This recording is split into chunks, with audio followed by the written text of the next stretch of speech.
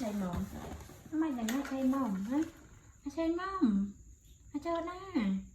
Hello clear nè chị clear cái bà ta kêu clear ba đi nó xây mộng mẹ đi khâu chứ mẹ ghê nhầm rồi.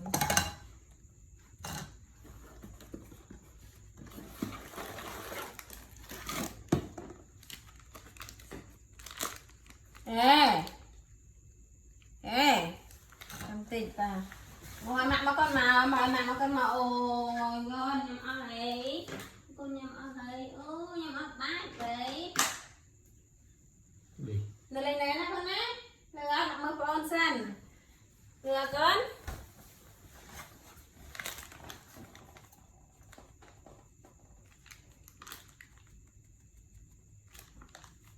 Yang lapar ya mak? Kering kon. Nai lapar ya kon? No, no, no, no. Punya mau kan? Iya mak, iya kan? Cehan. Jadi lapar apa tadi mak? Ya, pesan. Jadi lapar ya mak tadi mak. Iya mak ni mana? Di mana ni? Để tên chết cắn thường rồi chứ. Vì khe bông vịt phơi tới vì chết tàn. Bây giờ bông bây giờ bán thì chơi dốt để canh màu rồi.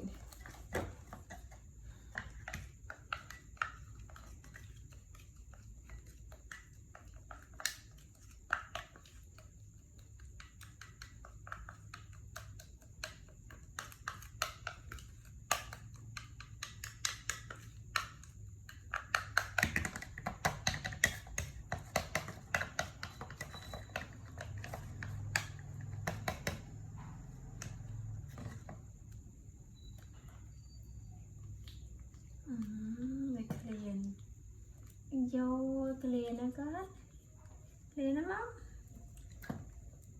vô chạy cho tên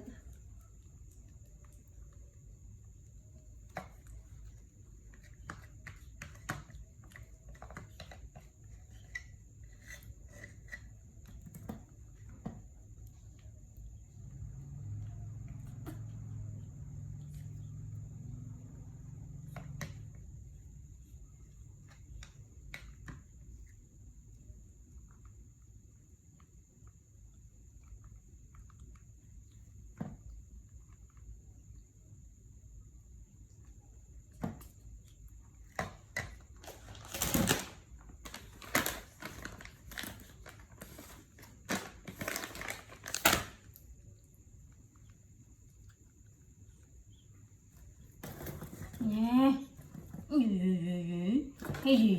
gì nó khô chân này vậy hả?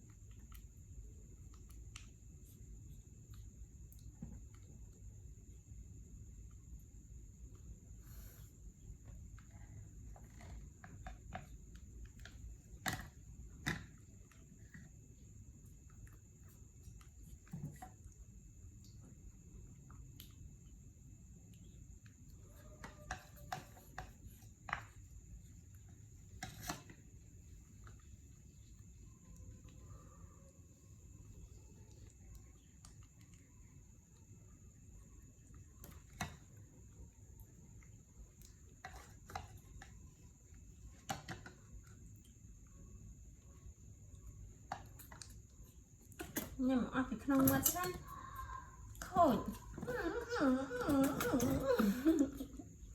cái khâu kỹ khôi ăn liền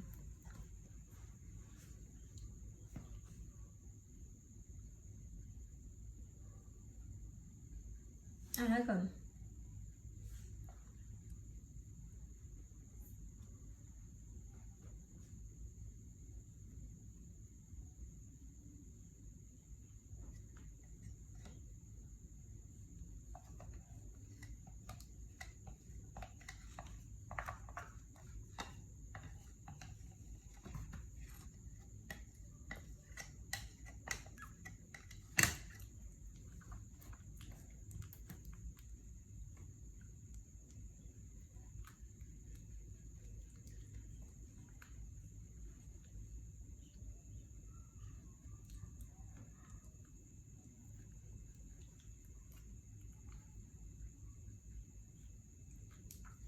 lên bà chanh lên nhá vì đây nhân tiện ai nè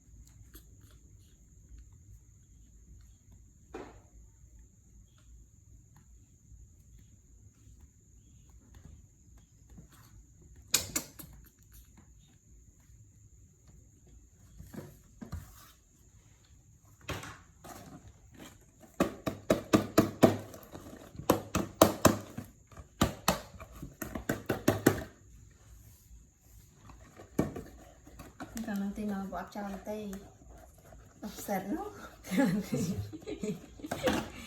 Ruci dengki. Ruci ya? Nggak ruci lepal. Kami ni aja mak, aja mau ruci lepal. Ruci dengki. Ai ruci pelacur je berapa? Coba ini asin dah. Anak kau pengen nyam. Cik nak tak tiada lepal pun nyam. Cuci duit saya. Amal ruci lepal.